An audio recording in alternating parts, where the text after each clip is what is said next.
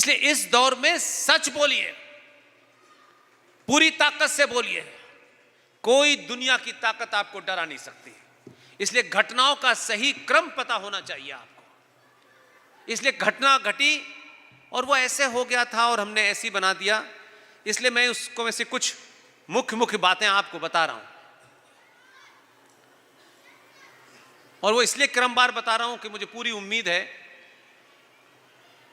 कि इस शहर के लोगों में ये चर्चा का विषय होना चाहिए, इस पर मंथन होना चाहिए, और निष्पक्ष होकर किसी पार्टी वार्टी में के एंगल से मत देखिए, एक आम नागरिक की हैसियत से देखिए कि हम जिस भारत में रह रहे थे उस भारत की स्थिति के बारे में बताना चाहता हूं। और ये बात मैंने अपनी बात को बिल्टअप करने के लिए कहा है ताकि कोई तथ्य आपसे गलत न छुप जाए। 25 फरवरी 1968 को राजीव गांधी की शादी हुई थी। आप सोच रहे होंगे तो इसमें कौन सी बड़ी बात है, शादी तो सबकी होती है, लेकिन पूरी बात समझाने के लिए मुझे ये डेट लेनी पड़ रही है ताकि आप इसको मजबूती से रख सकें। उत्तर को विश्व का सबसे बड़ा आविष्कारक पैदा हुआ था और 12 जनवरी 1972 को उसी परिवार में एक बेटी पैदा हुई थी जो अब शायद मैंने सुना है कि 40-42 साल की हो गई। उनसे जब भी कोई कुछ पूछता है तो उनके पास कहती है मेरे पास 2 चीज़ें हैं, मेरी नाक इंदिरा गांधी से मिलती है, बाल इंदिरा गांधी से मिलते हैं। तो हम जैसे किसी पागल ने पूछा फिरोज गांधी से भी कुछ मिलता है कि नहीं, वो भी पैदा हुई। और 23 सितंबर को 1974 को संजय गांधी की शादी हुई और 13 मार्च 1980 को संजय गांधी के घर में एक बेटा पैदा हुआ, वरुण गांधी।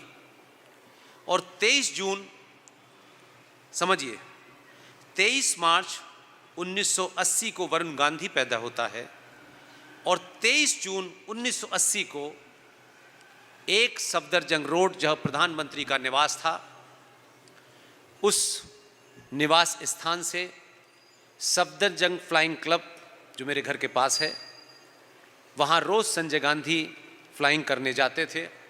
उत्तर प्रदेश के शहर एटा के पास एक उनका साथी था, सम सक्सेना उनका नाम था, वो भी उनके साथ रोज़ की तरह गए।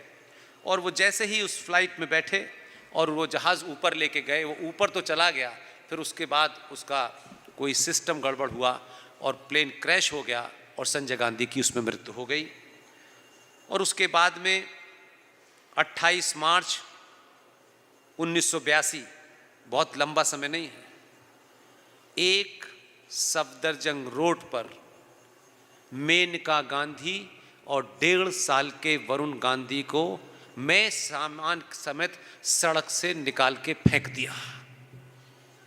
अगर किसी को तस्वीर याद ना हो तो हिंदुस्तान टाइम्स अखबार के फ्रंट पेज पर छपी हुई तस्वीर है कि सड़क के ऊपर संजय गांधी का सारा सामान और 1.5 साल का वरुण गांधी सड़क पर बैठा हुआ है। कौन था उस सफदरजंग घर के अंदर जिसने ये किया? और उससे आगे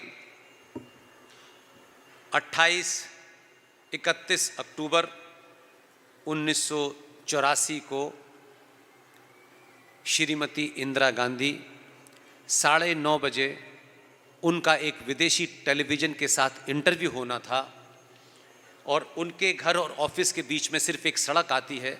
अब वो प्रधानमंत्री निवास बदल गया है, उस ज़माने एक सफदरजंग रोड पे होता था। आज तक इस बात का जवाब नहीं मिला कि जब ये इंटरव्यू 9:30 बजे फिक्स था और कोई नहीं बोला, उस समय तो बहुत डर था, कोई बोलता ही नहीं था, लगता पता नहीं क्या हो जाएगा।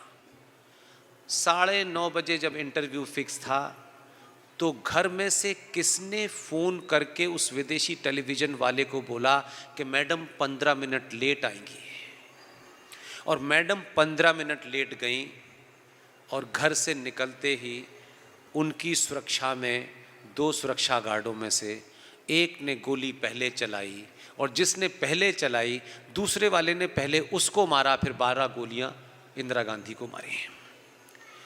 कोई कमीशन नहीं बैठा इतनी बड़ी हत्या पे। आज तक पता नहीं चला कि उनकी हत्या, बस उसको एक रंग दे दिया गया कि इंदिरा गांधी ने गोल्डन टेम्पल में, जो सिख्स उस समय नाराज थे इसलिए गोल्डन टेम्पल में सेना भेजी, उससे सिख नाराज थे इसलिए ऐसा हुआ। ये इस पे कोई चर्चा नहीं हुई, बात आगे बढ़ गई है। लेकिन महत्वपूर्ण बात यह है कि इसके कई इंटरप्रिटेशन किए जा सकते हैं, लेकिन असल बात यह है कि मेरा सिर्फ इतना ही सवाल है कि इंदिरा गांधी की मौत के बाद राजीव गांधी को शपथ दिलाई और देश के 5 साल तक वो प्रधानमंत्री रहे। ये घटना बहुत सारे लोगों को दिमाग में अलग अलग तरीके से आई होगी, लेकिन कुछ घटना पिछले 10 साल की हैं जो हम सब के सामने शीशे की तरह हैं, इसलिए उसमें कोई आपको बहका नहीं सकता। और अपनी बात को बिल्टअप करने के लिए मैंने ये सारी डेट बताई हैं। और 21 मई 1991 को राजीव गांधी 8 सभाओं को संबोधित करने के बाद श्री पेरम्बदूर में जब अपनी सभा को संबोधित कर रहे थे तो हमें ये बताया गया, क्योंकि उन्होंने तमिल टाइगर्स के खिलाफ श्रीलंका में सेना भेजी थी, इसलिए बहुत सारे तमिल लोग उनसे नाराज़ थे। और एक महिला जो तमिलियन थी उसके पूरे पेट के ऊपर एक ह्यूमन बम बंधा हुआ था और वो राजीव गांधी को उसने जब फूल डाले और उसके बाद राजीव गांधी बम फटा और राजीव गांधी की डेथ हो गई।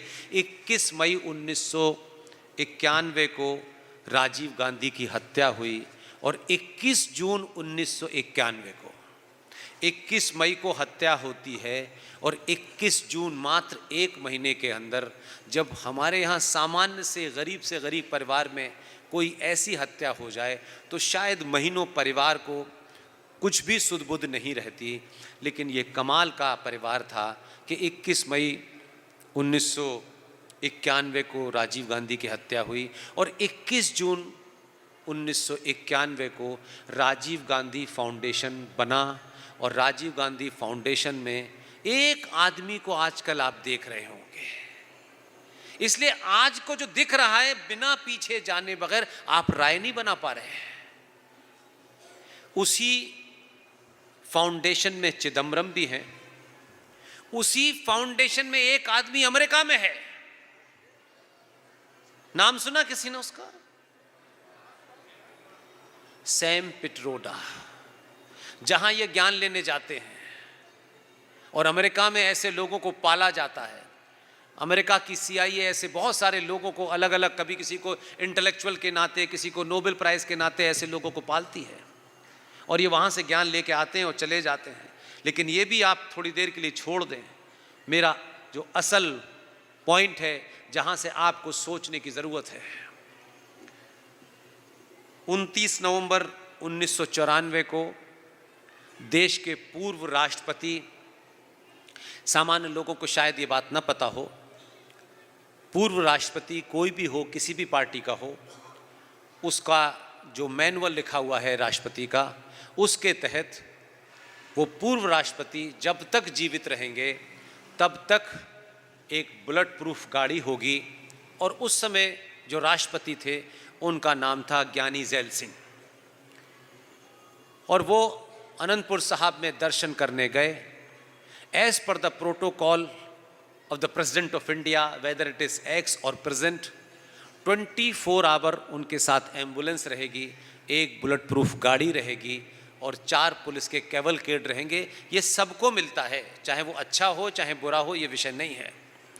ज्ञानी जैल सिंह साहब ने आनंदपुर साहब में एक प्रेस कॉन्फ्रेंस की और वहाँ निकल के उन्होंने कहा कि मैं दिल्ली जा रहा हूँ और बोफोर्स की जितनी फाइलें हैं उसके बारे में मैं प्रेस कॉन्फ्रेंस करूँगा।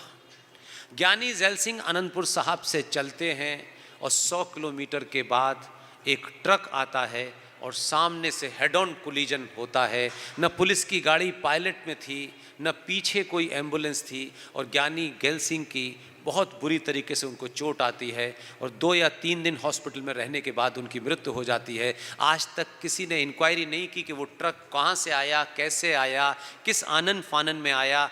ना ड्राइवर पकड़ा गया, ना कोई ट्रक पकड़ा गया, बस वो हवा में बात हुई और बात ख़त्म हो गई। लेकिन आपको चौंकाने वाली बात ज़्यादा अब लगेगी कि एक जो जिनकी नाक इंदिरा गांधी से मिलती है, 1997 में उनकी शादी उत्तर प्रदेश के एक सामान्य सा ज़िला एक सामान्य सा परिवार जिसे मुरादाबाद कहते हैं। मुरादाबाद में पीतल के बर्तन बनते हैं। उस मुरादाबाद में एक टिपिकल मिडिल क्लास फैमिली रहती थी। उस फैमिली के एक लड़के से उनकी शादी हुई, जिसे आप लोग रॉबर्ट वाड्रा के नाम से जानते हैं। और ये घटनाएं आप देखेंगे तो आप ज़रूर एक, अगर आपको लगता है कि क्या ऐसा भी हो सकता है, तो आप इस नज़ीरे पे देखेंगे सत्ताएं कैसे चलती हैं। हम शायद उन घटनाओं को, क्योंकि हम भोले लोग हैं, हम साफ़ सुथरे लोग हैं, तो ज़्यादा हम 3-5 सोचते नहीं हैं। इसलिए ये घटना इसलिए ज़रूरी है कि शादी तो हुई उनकी 1997 में, और 11 जून 2000 को कांग्रेस पार्टी में 2 ऐसे शख्स थे जिन्हें हम युवा तर्क के नाम से जानते थे, और ये भी सबको पता था कि राजीव गांधी की हत्या के बाद ये दोनों तुर्क ऐसे थे कि ये प्रधानमंत्री के कैंडिडेट बन सकते थे। उसमें एक उत्तर प्रदेश के गाज़ियाबाद से रहने वाला आदमी जो एयरफोर्स में नौकरी कर रहा था, उसने अपना इस्तीफ़ा दिया और वो छोड़ करके उसने कांग्रेस ज्वाइन की और देश के गृह मंत्री रहे। बहुत ज़बरदस्त आदमी थे और उनका नाम था राजेश पायलट। राजेश पायलट दिल्ली से अपनी कार के अंदर निकल के गए और उनकी कार का एक्सीडेंट जयपुर के पास हुआ और उनकी मृत्यु हो गई। आज तक कोई पोस्टमार्टम नहीं हुआ। और उसके बाद में एक और शख्स थे जिनका नाम माधवराव सिंधिया था। माधवराव सिंधिया कांग्रेस पार्टी के अंदर एक पोटेंशियल प्राइम मिनिस्टर के कैंडिडेट थे। उनका हेलीकॉप्टर दिल्ली से उड़ा और उत्तर प्रदेश के शहर मैनपुरी तक पहुंचा, और प्लेन में क्या हुआ, प्लेन गिरा नीचे और माधवराव सिंधिया की मौत हो गई। आज तक किसी ने कोई पोस्टमार्टम नहीं किया, कि इस पर कोई इंक्वायरी नहीं बैठी, और ये मौत होकर समाप्त हो गई। लेकिन महत्वपूर्ण बात यह है कि 16 अप्रैल 2001 को 16 अप्रैल 2001 को मैडम प्रियंका गांधी के पति के भाई, उनका नाम आप जानते हैं, उनका नाम है, उनकी जो नंद थी प्रियंका गांधी की, उनका नाम था मिशेल वाड्रा। मिशेल वाड्रा दिल्ली से एक कार में बैठती हैं और उनके साथ कोई एक अज्ञात महिला होती है जिसका कोई आज तक पता नहीं चला। कार से दिल्ली से निकलती हैं और दिल्ली से निकलने के बाद ये जो जगह है, क्या नाम है जिसका,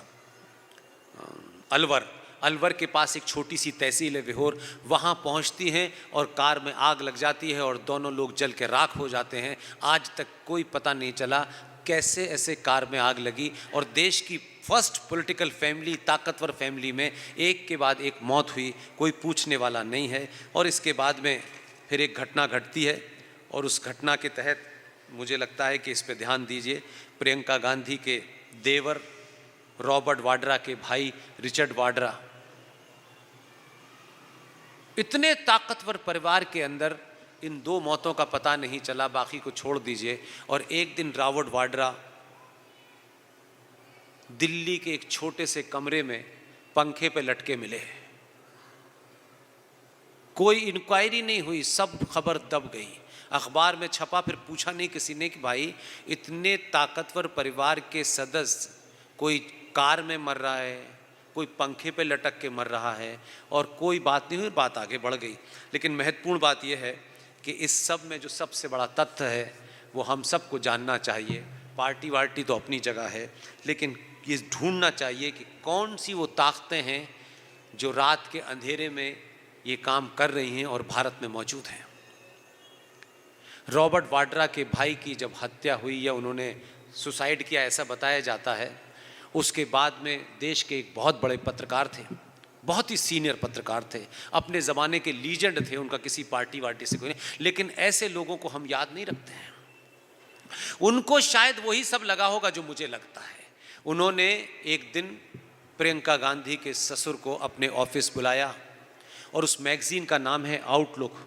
अगर आप लोग कुछ मैगज़ीनें पढ़ते हैं तो गूगल पे सर्च कर लीजिएगा आउटलुक मैगज़ीन और डेट निकाल के देख लीजिएगा, आपको मिल जाएगी।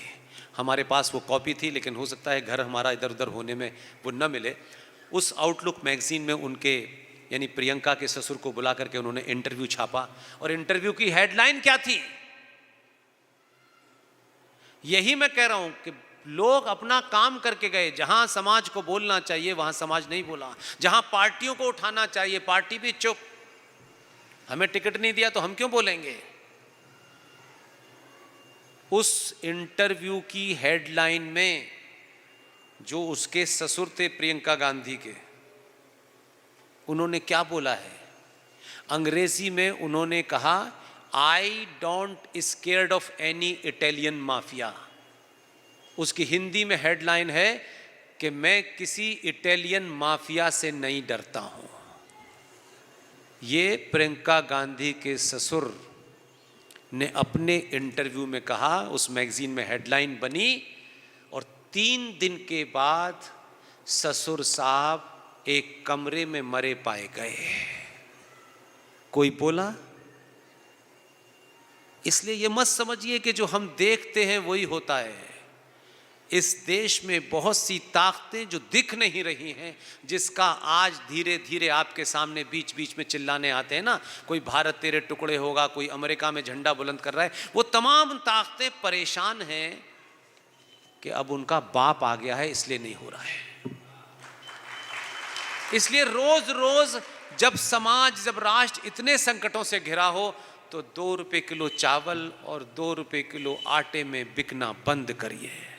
10 साल के लिए अपने आप से कहिए कि रोटी पानी का इंतजाम तो जब ये सरकारें नहीं थी तब भी हो ही जाता था, लेकिन रोज रोज योद्धा नहीं मिलते हैं।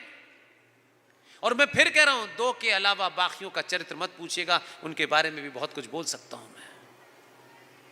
इसलिए ये दौर वो नहीं है कि हमको क्या ये नहीं दिया, वो नहीं दिया, ऐसा नहीं दिया, वैसा नहीं दिया। इसलिए अपने सामने बड़े चीजों को उठाइए, बड़ी चीजों को रखिए,